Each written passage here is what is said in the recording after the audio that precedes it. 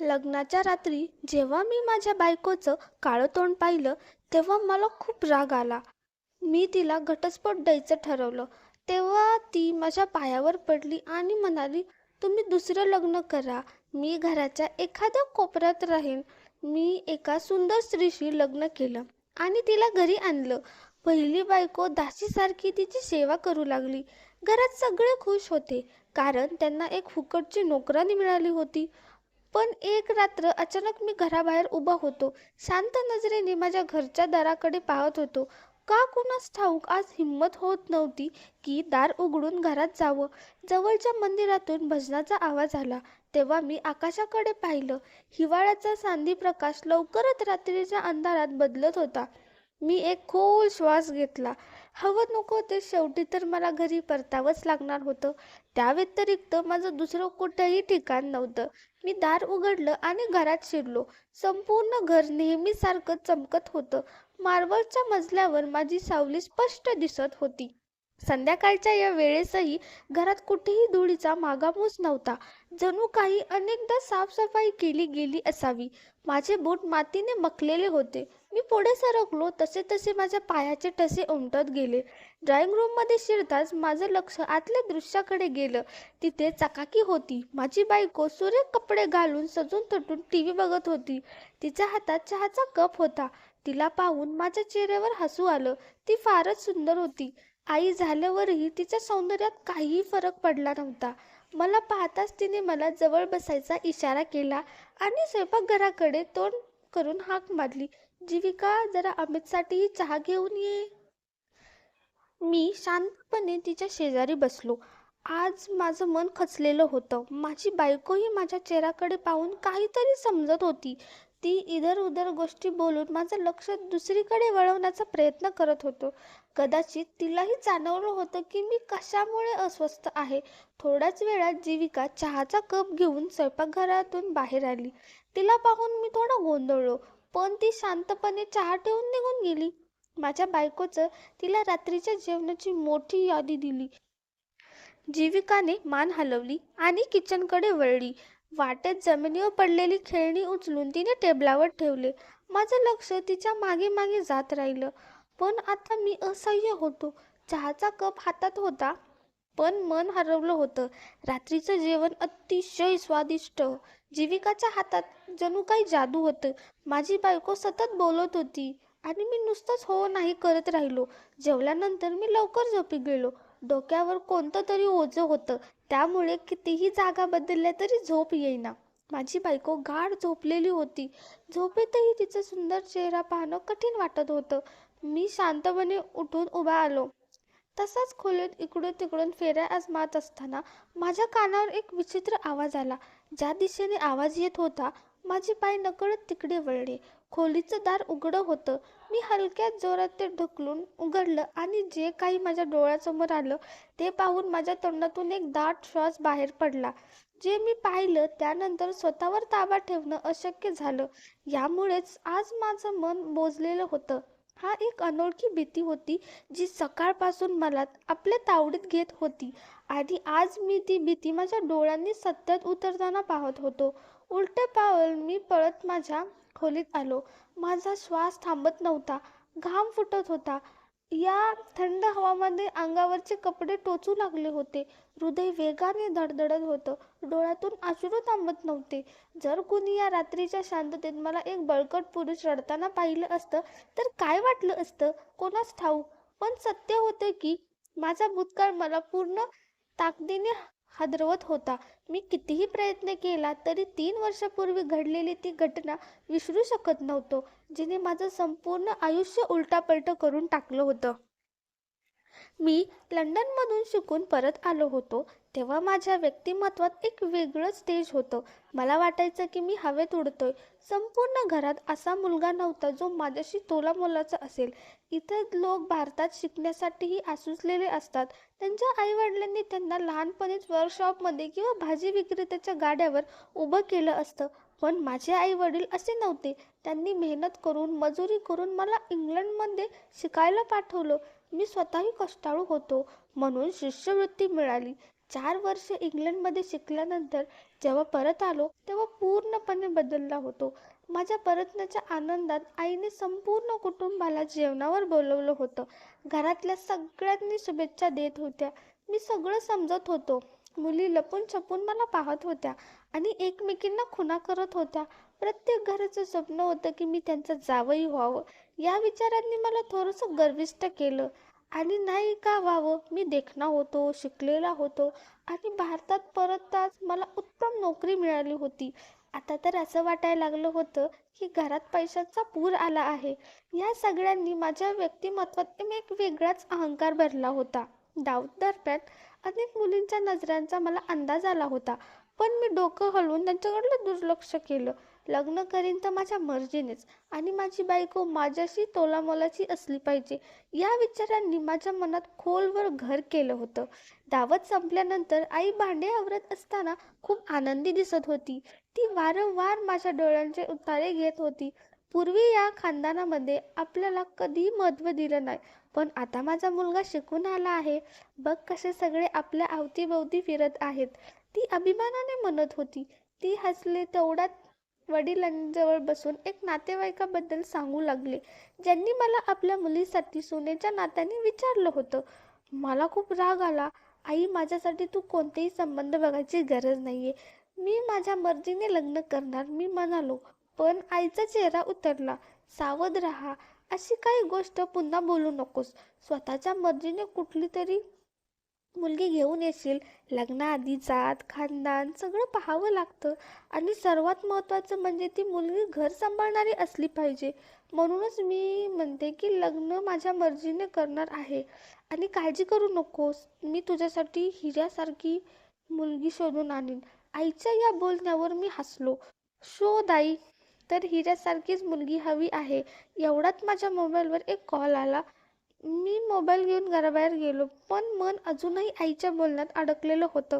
लग्नाची स्वप्न आधीपासूनच मनात होती आणि तसंही कोणता तरुण मुलगा असेल ज्याला लग्नाची इच्छा नसेल. चांगलं घर, चांगलं शिक्षण, पैशाची कमतरता नव्हती. आता फक्त आयुष्यात एक सुंदर बायकोची कमतरता होती, जी माझ्याबरोबर खांद्याला खांदा लावून चालू शकेल. एक दिवशी जेव्हा मी कामावरनं घरी आलो तेव्हा घरात काहीतरी अनोखी चहलपहल जाणवली. माझ्या खोलीत गेलो तर समोर एक स्त्री बसलेली होती. मी नीट पाहिलं तर चेहरा काहीसा ओळखीचा वाटत होता. मी प्रश्नार्थक नजरेने आईकडे पाहिलं. आई हसली आणि म्हणाली, ही तुझी आत्या आहे, दुसऱ्या शहरात राहतात. तुला इंग्लंडहून परत आलास म्हणल्यावर भेटायला आल्या आहेत. आईच्या या बोलण्यावर मी समजूतदारपणाने मान हलवली.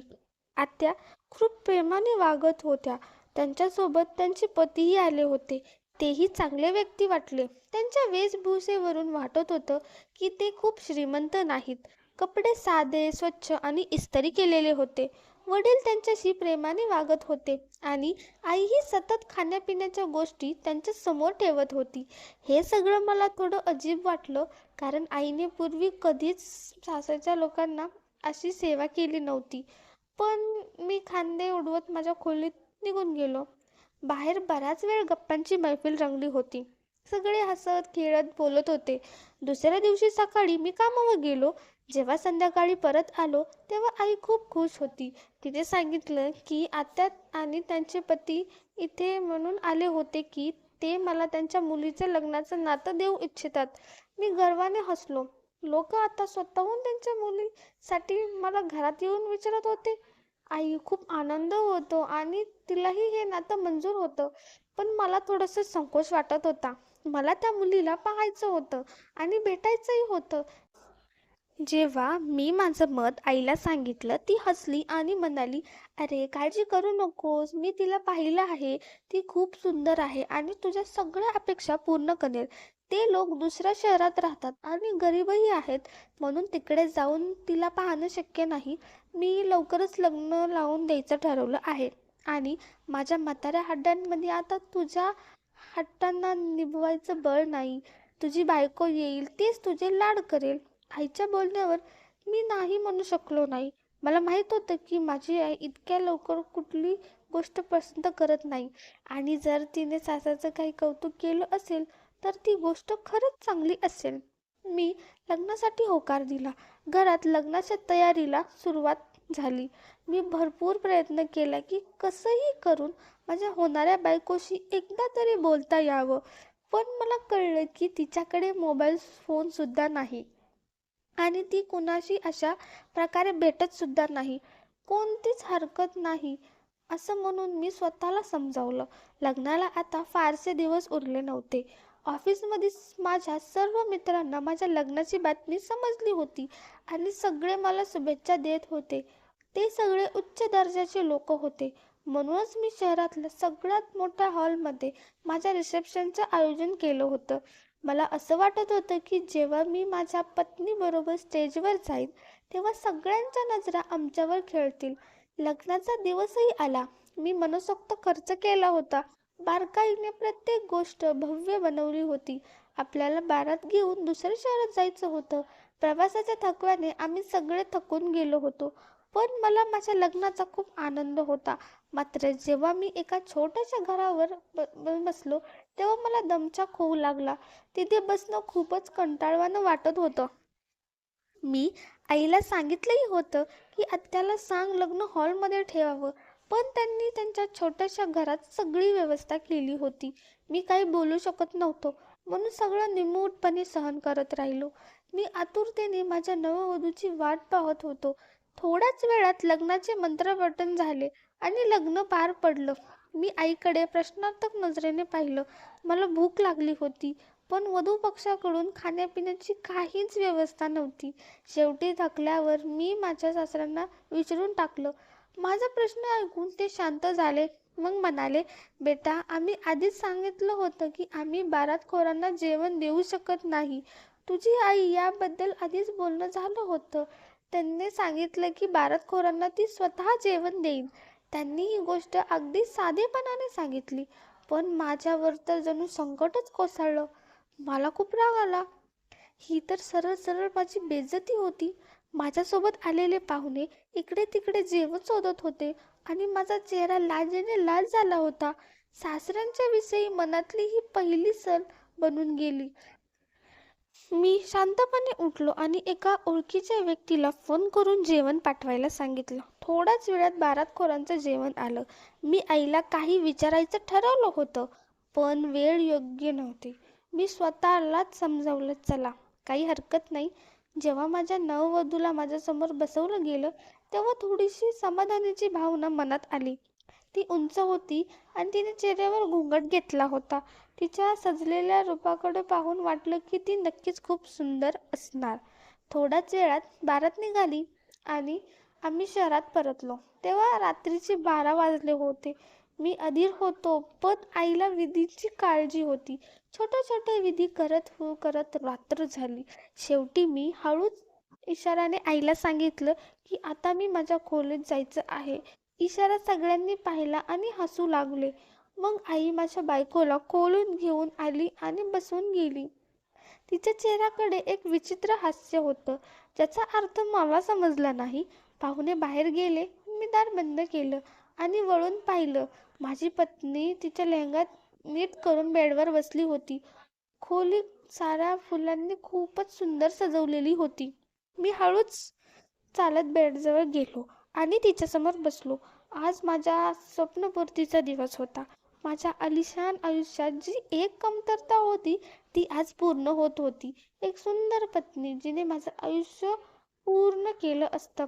मी हात पुढे करून तिचा घुंगट उचलला आणि पुढच्या क्षणी जणू माझ्या पायाखालची जमीनच सरकली. माझ्या डोळ्यांना धक्का खाल्ला, कारण माझ्यासमोर बसलेली व्यक्ती म्हणजे माझ्या आत्याची मुलगी होती. ती हसत होती, पण तिच्या चेहऱ्यावर काही विशेष तेज नव्हतं. तिचा रंग खूप काळा सावळा होता. चेहऱ्याची ठेवणही अगदी साधारण होती आणि सगळ्यात मोठी गोष्ट म्हणजे तिच्या उजव्या गालावर एक मोठा उठलेला मस्सा होता. माझ्या मनात एक वेदनेची लहर उमटली. ती शांतपणे बसली होती, कदाचित माझ्या कौतुकाची किंवा एखाद्या भेटवस्तूची अपेक्षा करत. पण एक नजर टाकल्यानंतर मला तिच्याकडे पुन्हा पाहावंसंही वाटलं नाही. दुःख आणि रागाने माझ्या मनात जणू विस्फोट झाला होता. आईने हे सगळं काय केलं? त्यांनी तर सांगितलेलं ती खूपच सुंदर आहे, पण तुझा चेहरा तर असा आहे की तुला एकदा पाहिल्यानंतर दुसऱ्यांदा पाहूच शकणार नाही. तू माझ्या अपेक्षांवर खरी उतरली नाहीस. माझ्याकडून खूप मोठी चूक झाली की मी तुला न पाहता लग्न केलं. माझ्या ओठांवरून हे कडवट शब्द बाहेर पडले. ती जी आतपर्यंत हळूच हसत होती, अचानक माझ्याकडे बघायला लागली. माझ्या बोलण्याने तिच्या डोळ्यात अश्रू आले. मी तिला द्वेषाने पाहिलं आणि तिरस्काराने चेहरा वळवला. मला नेहमीच गोऱ्या रंगाची स्त्री आवडत आली होती आणि माझ्या पत्नीचा रंग इतका सावळा असेल हे तर मी स्वप्नातही विचार केलं नव्हतं. तिच्या सावळ्या रंगावर केलेला मेकअप तिला अजूनच कुरूप दाखवत होतं. मी घाबरून पलंगावरून खाली उतरलो आणि म्हणालो, मी तुला घटस्फोट देईन. मी तुला माझी पत्नी म्हणून स्वीकारू शकत नाही. उद्या रिसेप्शनला सगळे तुला पाहून माझी थट्टा करतील. माझ्या या शब्दांनी तिच्या चेहऱ्यावर एक जणू शांततेचा पसरट पडदा पसरला. ती अचानक खाली उतरली आणि माझे पाय पकडून म्हणाली, नाही अमित, देवासाठी मला घटस्फोट देऊ नकोस. माझे आई वडील खूप गरीब आहेत. त्यांच्यासाठी हे एक मोठा आघात ठरेल. जरी मी कुरूप आहे तरी त्याचा काय दोष. मी तुला सगळी सुख देईन. फक्त तू मला घटस्फोट देऊ नकोस. ती हरभरणा फोडून रडत होती. पण तिच्या गरड सावळ्या हातांमध्ये माझे गोरे पाय खूपच विचित्र वाटत होते. मी मागे सरकलो आणि डोक्यावरची टोपी काढून फेकून दिली. माझं मन होत होतं की खोलीतली प्रत्येक गोष्ट तोडून फोडून टाकावी. ती अजूनही जोरजोराने रडत होती. अचानक ती उभी राहिली आणि म्हणाली, जर तुम्हाला माझा चेहरा आवडत नसेल तर तुम्ही दुसरं लग्न करा. मी तुम्हाला कधीच अडथळा आणणार नाही. फक्त माझं नाव तुमच्यापासून काढू नका. मी घराच्या एखाद्या कोपऱ्यात राहीन आणि आणि तुमच्या सगळ्यांची सेवा करत राहीन. मी तुम्हावर खूप प्रेम करते आणि तुमच्याशिवाय राहू शकत नाही. तिच्या या बोलण्याने माझ्या मनात नफरतची अजून एक लाट उसळली. तिच्याशी कुठलेही संबंध ठेवणं मला आता सहन होत नव्हतं. पण मी काही करूही शकत नव्हतो. बराच वेळ खोलीत हिंडून मी शेवटी दरवाजा उघडला आणि बाहेर आलो. आई बाहेर सोफ्यावर बसली होती. मला पाहून तिच्या चेहऱ्यावर एक पुन्हा स्मित हास्य आलं. त्यांनी मला काहीच विचारलं नाही. मी इतका वेळेला बाहेर का आलोय? त्या रात्री शांतपणे माळ जपत बसल्या होत्या. मी घराबाहेर पडलो. किती वेळ रस्त्यावर भटकत होतो ते मलाही माहीत नव्हतं. शेवटी मी निर्णय घेतला की मी माझ्या पसंतीसारख्याच एखाद्या सुंदर मुलीशी लग्न करणारच. पुढच्या दिवशी रिसेप्शनची पार्टी होती. मी तिला बजावून सांगितलं होतं की आपला घोंगड काढायचा नाही. तिने बिचारीने ते मान्य केलं. संपूर्ण पार्टीत लोक म्हणत होते, रिसेप्शनमध्ये नववधूचा घुंगट नसतो. पण आई सगळ्यांना शांत करत होती. माझं मन तिच्यापासून पूर्णतः उडलं होतं. लग्नानंतर जेव्हा दावतचं सत्र सुरू झालं तेव्हा ती सतत नवीन नवीन कारणं सांगून जाणं टाळत होती. दुसऱ्याच दिवशी ती कामावर जायला लागलो. पण माझा सर्वात चांगला मित्र समीर थोडंफार समजून गेला होता. माझ्यासारख्या फिरायला शौकीन माणूस लग्नाच्या दुसऱ्याच दिवशी कामावर हजर होतो हे त्याला खटकलं. त्याने मला त्याच्या घरी संध्याकाळी जेवायला बोलवलं. मी टाळायचा खूपच प्रयत्न केला, पण त्याने माझं म्हणणंच ऐकलं नाही. लग्नाच्या दुसऱ्याच दिवशी कोण कामावर जातं? तू हनीमूनवर गेला नाहीस? मग आता वहिनीला घेऊन माझ्या घरी जेवायला यायचं, असं तो म्हणाला. माझा उतरलेला चेहरा पाहून त्याला सगळं समजलं होतं. नाईलाजाने मी त्या संध्याकाळी माझ्या पत्नीला घेऊन त्याच्या घरी गेलो. माझे 2 मित्र जेव्हा मला त्या साध्याशा चेहऱ्याच्या मुलीसोबत पाहतील तेव्हा त्यांना समजेल की मी खिन्न का आहे. समीरच्या घरी वेगवेगळ्या प्रकारचे स्वादिष्ट पदार्थ बनवले होते. त्यांचे घरचे मला घरचाच एक सदस्य मानत होते. जरी ही त्यांच्याशी पहिली भेट होती, समीरने मला जेवायला बसवलं होतं. पण मी थोडा वेळ थांबलो. त्याची लहान बहीण जेवणाची पंगत सजवत होती. तिला पाहून माझी नजरच हटवणं विसरलो. ती इतकी सुंदर होती की जणू थेट स्वर्गाच्या बागेतून पृथ्वीवर आली होती. लांब कुरळे केस, नाजूक चेहरा आणि गोरीपान त्वचा माझ्या मनावर आणि मेंदूवर तिचं सौंदर्य व्यापून टाकलं. मी अगदी तशीच मुलगी पत्नी म्हणून पाहू इच्छित होतो. जेव्हा माझ्या नजरेने दिशा तिला चाटवली तेव्हा तिने माझ्याकडे पाहिलं आणि तिच्या चेहऱ्यावर लाजेची लाली पसरली. माझं मन बंधास झालं. कोणत्याही परिस्थितीत मी तिलाच माझी बायको बनवायचं ठरवलं. माझी कुरूप पत्नी हे सर्व शांतपणे पाहत होती. तिने फारच कमी खाल्लं होतं. समीरच्या घरात परतताना मी मनात ठाम निर्णय घेतला की मी समीरच्या बहिणीशी याविषयी बोलणार आणि मी फारसा वेळही घातला नाही. दुसऱ्याच दिवशी मी त्याला माझ्या मनातली गोष्ट सांगून टाकली. तो आश्चर्यचकित झाला. तो म्हणला, पण अमित, अलीकडेच तर तुझं लग्न झालं आहे. मी गडबडून म्हणलो, मला अशी कुरूप पत्नी नको आहे. ती तर आईची पसंती होती. मला माझ्या पसंतीचं लग्न करायचं आहे. मी तुझ्या बहिणीला जगातील प्रत्येक खुशी देईन. मी तिला सर्व प्रकारे विश्वास दिला. माझा जबरदस्त स्टेटस, उत्तम नोकरी आणि पैशांची भरपूरता यामुळे त्यालाही विचार करावा लागला असावा. शेवटी त्याने माझ्या बाजूने निर्णय घेतला आणि लग्नाला होकार दिला. त्या दिवशी मी खूप आनंदी होतो. घरी येऊन मी सर्वप्रथम आईला सांगितलं. माझं बोलणं ऐकून तिच्या चेहऱ्यावर कोणतेही आश्चर्य नव्हतं. जणू काहीच आधी ठरलेलं होतं. एका आठवड्याच्या आत मी प्राचीशी लग्न केलं आणि तिला घरी आणलं. तिचं सौंदर्य आणि सजधज पाहून माझी पहिली पत्नी जीविकाही काही क्षण तशीच उभी राहिली आणि मग शांतपणे खोलीबाहेर निघून गेली. मी कपाट आणूनच तिचे सगळे कपडे बाहेर काढून सोफ्यावर ठेवले आणि म्हणालो, या खोलीत आता प्राची राहील. तू आईच्या खोलीत किंवा स्टोरूममध्ये झोप. मी हे सगळं तिरस्कारपूर्ण सांगितलं, पण तिने काहीही उत्तर दिलं नाही. हो, तिच्या डोळ्यात मात्र अश्रू चमकत होते. तिने शांतपणे स्टोरूममध्ये स्वतःचं ठिकाण बनवलं. आई सकाळपासून रात्रीपर्यंत तिला कामाला लावायच्या. जणू त्यांना मोफत नोकर मिळाल्यासारखं वाटायचं. प्रत्येक गोष्टीवर त्या तिला ओरडायच्या, अपमान करायच्या. मला आश्चर्य वाटायचं, कारण माझ्या सौम्य स्वभावाच्या आईचा हा चेहरा मी याआधी कधीच पाहिला नव्हता.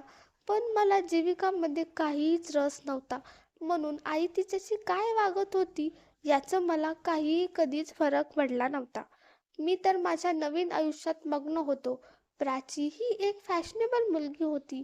ती नवीन स्टाईलचे कपडे घालायची आणि सतत मेकअप केलेला असायचा. तिचं सौंदर्य पाहून मी खूप खुश असायचो. घरातील सगळी कामं जीविका करत असे, म्हणून प्राचीलाही काहीच काम करायची गरजच भासत नसे.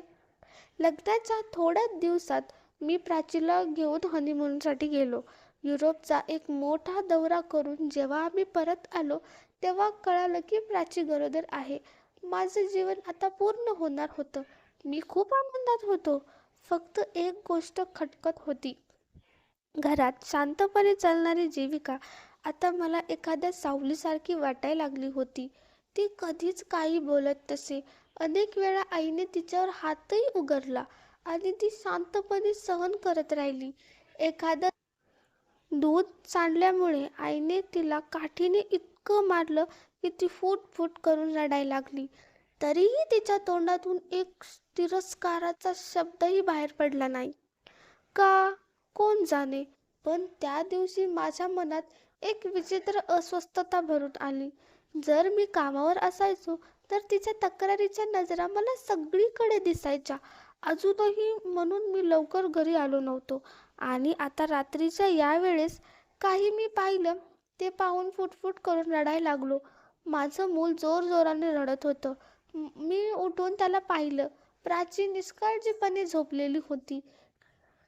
मी तिला हलवलं आणि मुलाच्या रडण्याकडे लक्ष वेधलं, पण तिने फक्त कुशी बदलली आणि पुन्हा झोपली. मी एक दीर्घ श्वास घेतला. हो, ती नक्कीच सुंदर होती, पण तिच्या शिस्त किंवा जबाबदारी नावालाही नव्हती. संपूर्ण रात्र मूल रडत असे तरी मीच त्याला सांभाळत असे. मुलाला दूध देऊन मी खोलीबाहेर आलो. माझा रुख मुद्दा त्या खोलीकडेच होता, जेव्हा काही वेळापूर्वी ते दृश्य पाहिलं होतं. यावेळी स्टोर रूमचं दार उघडं होतं. समोर जीविका बसून फूट करून रडत होती. आई अजूनही तिच्यासमोर उभी होती. ती म्हणाली, पाहिलंस ना, तुझ्या आईने माझ्यासोबत लग्नानंतर जे काही केलं याचा मी कसा बदला घेतला. तुझा चेहरा पाहूनच मला कळून चुकलं होतं की माझा मुलगा तुला कधीही आपलं मानणार नाही. म्हणूनच मी जाणून बुजून तुझं त्याच्याशी लग्न लावून दिलं. आता बघ, तू घरात एखाद्या कचऱ्यासारखी पडून असतेस आणि माझ्या आईच्या मनाला जे दुःख होतं त्याने मला खूप समाधान मिळतं. आधी रात्री इथे देवाची माळा जपून काय सिद्ध करून पाहतेस? खूप साध्वी होण्याचा प्रयत्न करतेस. चल उठ, माझ्यासाठी दूध गरम करून आण. असं म्हणून आईने तिला जोरात लाथ मारली. ती पुन्हा सिसक्याने रडले आणि शांतपणे आपल्या जागेवर उठून उभी राहिली. माझ्यावर तर जणू आभाळाचं कोसळलं. आईने मला तिच्या जुन्या सुडासाठी वापरलं होतं.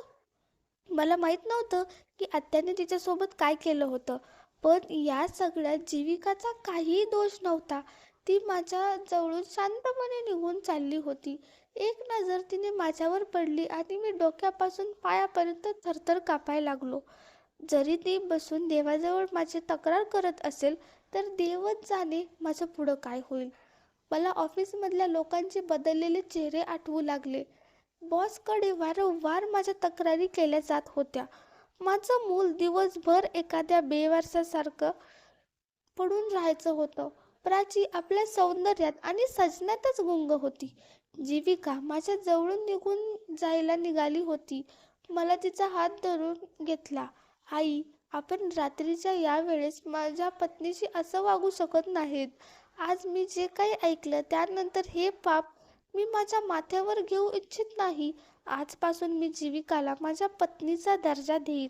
ती आता स्टोरूममध्ये नाही, दुसऱ्या खोलीत राहील. या दोन्ही पत्नींसोबत न्याय करणार आता माझी जबाबदारी आहे आणि आजपासून मी माझ्या पत्नीला काहीही बोलणार नाही. मी हात धरून आईला सांगितलं.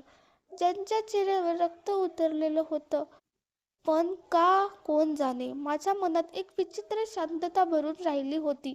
जीविकाच्या अश्रूंनी भरलेल्या डोळ्यांमध्येही एक वेगळीच आनंदाची झलक होती. तिच्या चेहऱ्यावर हसू होतं. मी बारकाईने तिचा चेहरा पाहिला. तिचा पदर थोडासा खचकन सरकलेला होता आणि चेहऱ्यावर निराशा पसरलेली होती. ती सुंदर नव्हती पण कुरूपही नव्हती. म्हणून मी हळूच तिचा हात धरला आणि तिला माझ्या खोलीकडे घेऊन आलो. सकाळ होताच मी जाहीर केलं की मी माझ्या दोन्ही पत्नींना समान अधिकार देईन. प्राचीने खूप रडून ओरडून बोंबलून पाहिलं, पण नंतर शांत झाली. कारण तिला माझ्या संपत्तीत आणि मालमत्तेपासून दूर होणे मान्य नव्हतं. आणि जीविका ही इतकी सुंदर होती की ती उठता बसता देवाचे आभार मानत कधीच विसरत नसे. घरातील सर्व काम ती अजूनही पूर्वीसारखंच करत असे. फक्त फरक इतकाच होता की आता तिच्या डोळ्यात अश्रूंऐवजी सतत हसू असायचं. तिच्या संगतीत राहता राहता मला कळून चुकलं होतं की खरं सुख देणारी पत्नी कशी असते. माझे कपडे बूट नेहमी व्यवस्थित तयार करत, ती स्वतःच्या हाताने मला गरमागरम जेवण वाढत, असे कधीही कुठलीही तक्रार करत नसे. आणि आता मी मनाशी ठरवलं होतं की मी तिच्यावर केलेल्या अन्यायाचं प्रायश्चित्त नक्कीच करेन. खरं सुख, खरं नातं केवळ सौंदर्य आणि दिखाव्याने नाही तर प्रेम, समर्पण आणि सेवा भावनाने निर्माण होतं. जेव्हा माणूस स्वतःच्या आत डोकवून आपले दोष स्वीकारतो आणि त्यांना सुधारण्याचा निर्णय घेतो, तेव्हाच तो खरोखर न्याय करतो असतो, स्वतःशीही आणि इतरांशीही. जीविकासारख्या पत्नीचा सन्मान आणि प्रेम मिळाल्यानंतर अमितला हे उमगलं की खरी सुंदरता ही बाह्य नसते तर आतल्या त्याग, सेवा, हास्यात असते. मित्रांनो, ही होती आजची कथा. तुमचं या कथेवर काय मत आहे खाली कमेंट बॉक्समध्ये नक्की सांगा. कथा आवडली असेल तर व्हिडिओला लाईक करा, ट्रू स्टोरी चॅनलला सबस्क्राईब करा आणि बेल आयकॉनवर क्लिक करून ऑलवर सेट करा, जेणेकरून तुम्हाला नव्या व्हिडिओची माहिती लगेच मिळेल. धन्यवाद. Thanks for watching.